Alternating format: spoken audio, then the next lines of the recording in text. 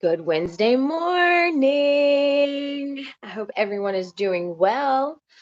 I just wanted to come to you all for a short little minute just to remind you we are on day 586 since they told you 14 days. It's only going to be for 2 weeks. Mask up, and your compliance will help move this along and you'll get your lives back.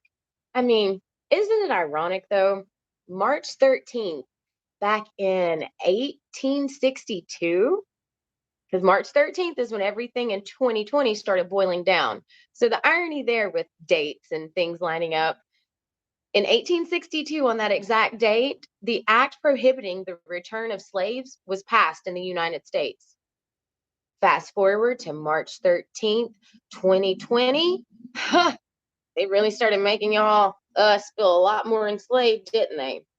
Even though if you've had a social security number, you've always been a slave.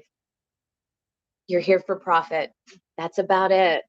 But you know what else is quite interesting coming from the Federal Reserve data here recently? Did you know that for the first time, the elite 1% in the US now has a larger share of wealth, holding 27%? Yeah, than the entire middle class, which now holds 26.6%. Don't believe me? Go look it up for yourself. Good morning. Yep, Jennings, it's only a mask. It's only a mask. I mean, comply and you get your life back. But what is that word called? Insanity. Yeah, doing the same thing over and over again, expecting a different result. Few of y'all starting to feel insane yet? Just asking for a friend.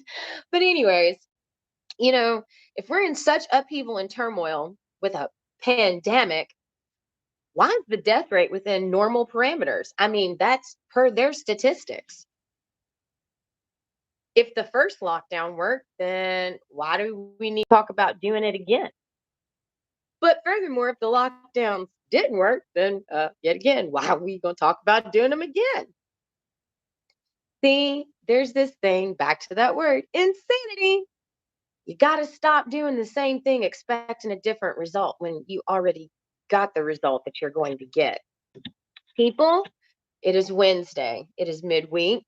And remember, it's only been 586 days. But 14. But I mean, they would tell you not to take ivermectin. But it's ironic. There's over 100 congressional reps and staff who have been treated by frontline COVID doctors with the same thing they told you is not good for you. Just